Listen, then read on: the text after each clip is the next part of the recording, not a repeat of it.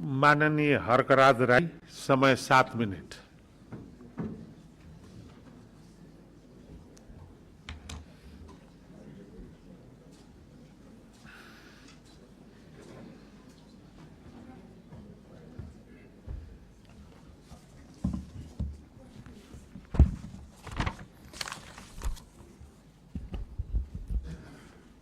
सम्माननीय सभामुख महोदय, सर्वप्रथम त म सबैजनालाई हार्दिक शुभकामना र बधाई ज्ञापन गर्न चाहन्छु। आफ्नो मनको विचार राख्नुभन्दा पनि म जनताले हामीलाई के का लागि यहाँ पठाएका छन् भन्ने बारेमा बुँदागत रूपमा जनताका मागहरू वाचन गरेर सुनाउन चाहन्छु। तर त्योभन्दा पहिला चाहिँ हामीले पक्कै पनि यो देश बनाउनका लागि, देश परिवर्तन गर्नका लागि भनेर आएका छौँ। सबैभन्दा पहिला आफूले आफैलाई परिवर्तन गर्नुपर्छ भन्छु म। अघिल्लो शपथ ग्रहणको दिन पनि हामी 12 मिनट 46 सेकेन्ड ढिलो थियौँ भने आज 16 मिनट 55 सेकेन्ड हामी ढिलो भएका छौँ। जनताले हामीलाई यसरी ढिलो गर भनेर यहाँ पठाएको हो जस्तो मलाई लाग्दैन। त्यसो भएको कारणले प्रत्येक मिनटको महत्त्व यो सदनले बुझोस्, सरकारले बुझोस्, हामी सबैले बुझौँ। नेपाली हो, नेपाली समय हो, 2 बजीको बैठक 3 बजी जाँदा पनि हुन्छ, 4 बजी जाँदा पनि हुन्छ, जे गर्दा पनि नेपाल हो, नेपाली हो भन्ने खालको जुन भाष्य हामीले मनमा लिएर बसेका छौँ, यही सबैभन्दा मुख्य कारण हो हामीले उन्नति गर्न नसक्नुको। त्यसो भएको कारणले गर्दाखेरि सभामुख महोदय मार्फत म सम्पूर्ण सदन, सरकार सबैलाई ध्यान आकर्षण गराउन चाहन्छु। आउँदा दिनमा हामी बैठक सुरु हुनुभन्दा थोरैमा पनि 5 मिनट अगाडि उपस्थित हुनुपर्छ, म यो माग राख्न चाहन्छु। हामी विभेदको अन्त्य गर्छौँ भनेर यहाँ भनिरहेका छौँ। भर्खरै पनि पूर्ववक्ता माननीयज्यूहरूले थुप्रै कुराहरू राख्नुभयो, आफ्नो मनको कुराहरू। तर यहाँ यही सदनभित्र पनि विभेद भइरहेको छ।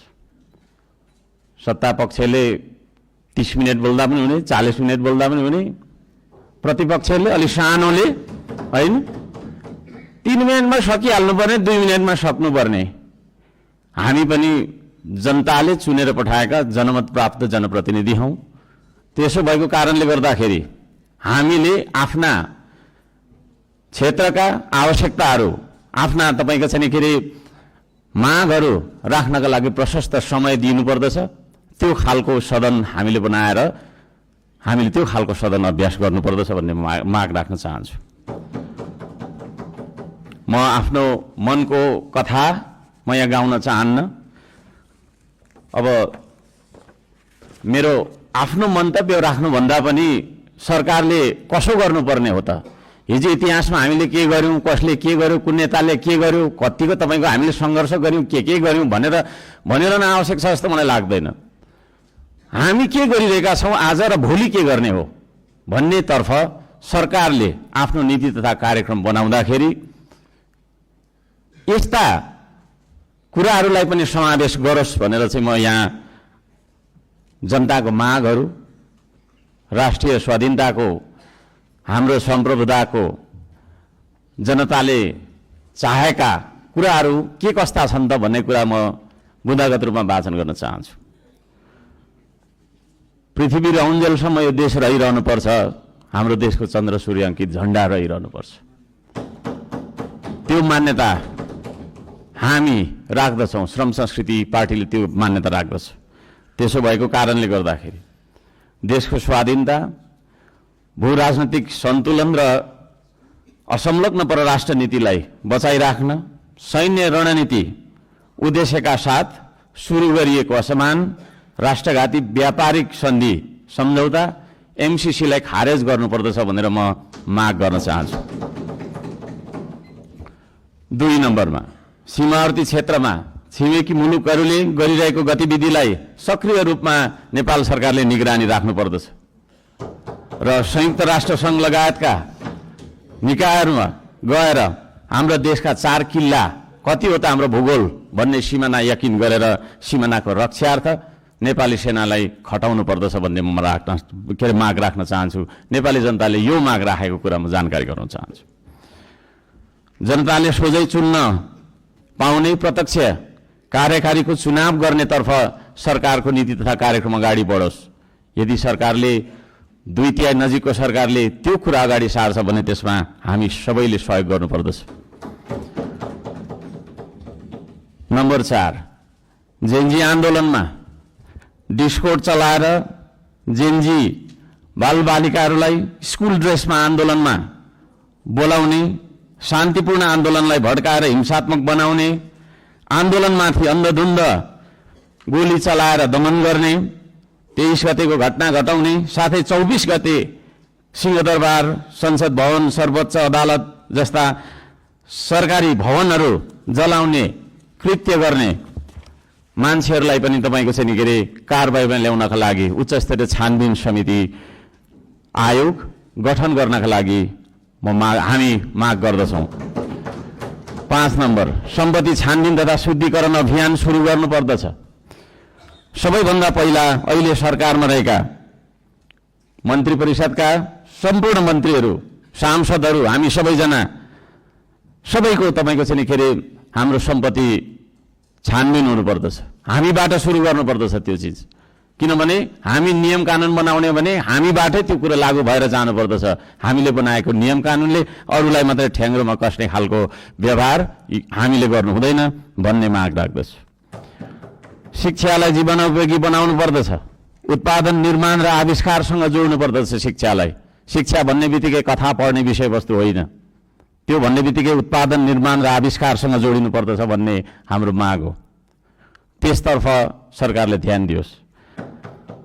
हप्तामा 3 दिन मात्रै थ्योरी पढ्दाखेरि हुन्छ, 4 दिन विद्यार्थीले उत्पादन, निर्माण र आविष्कारसँग जोडेर क्रियाकलापहरू गर्न सक्नुपर्दछ। त्यो खालको जीवनोपयोगी शिक्षा लागू गरिनुपर्दछ भन्ने हामी माग राख्दछौँ। 7 नम्बरमा, खेतीबारीको समस्या हल नगरी देशको आर्थिक समस्या हामीले सुल्झाउन सक्दैनौँ, आर्थिक उन्नति हुन सक्दैन।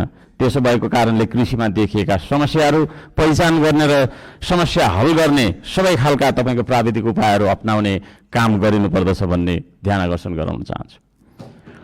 नम्बर 8मा, कम्तीमा एक पालिकामा एउटा उद्योग हुनुपर्दछ, एक परिवारमा एकजना रोजगार हुनुपर्दछ। त्यो खालको नीति हामीले अपनाउनु पर्दछ।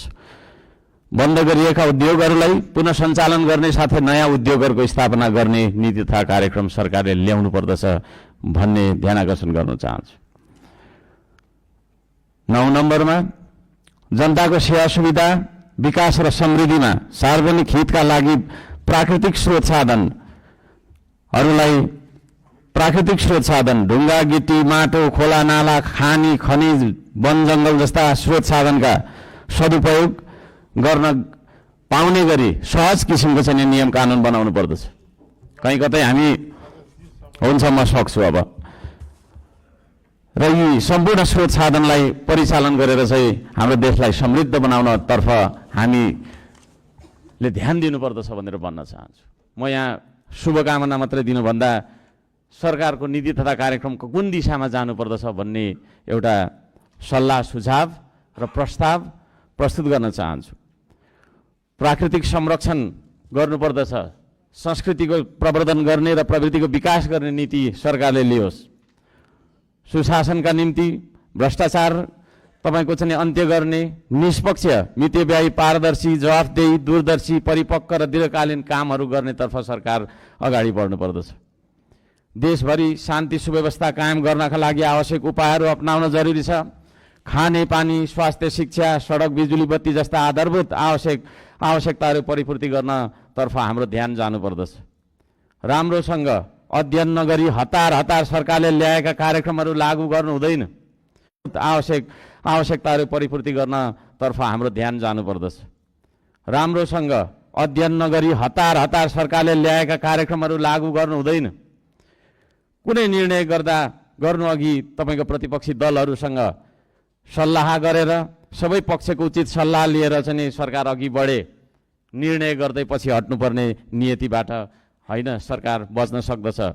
अहिले भर्खरै वृद्ध भत्ता, विद्यार्थी सङ्गठन, ब्रिज कोर्स जस्ता सम्बन्धमा निर्णयहरू जुन गरिएको छ यसलाई पुनर्विचार गरियोस् भन्न म चाहन्छु।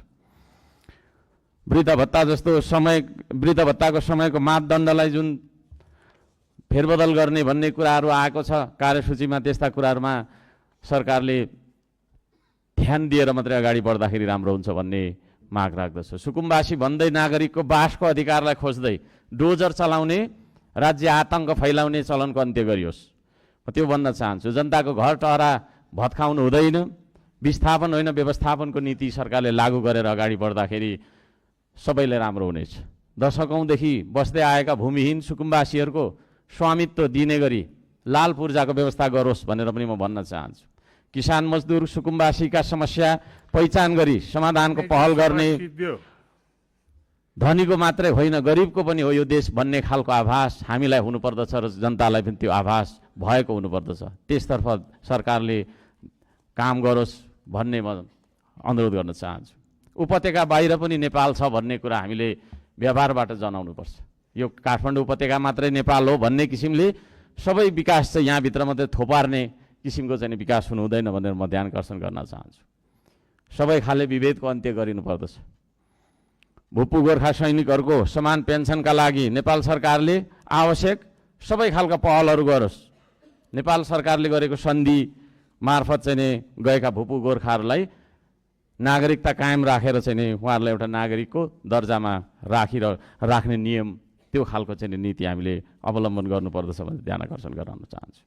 समयको पाबन्दीले गर्दाखेरि मैले यी कुराहरू सबै कुरा वाचन गर्न चाहिनँ।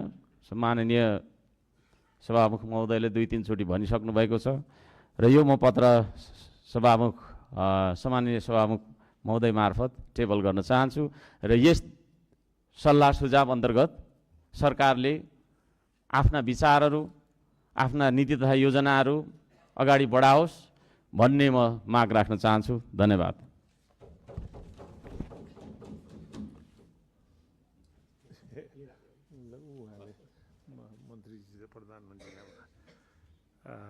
माननीय ज्ञानबहादुर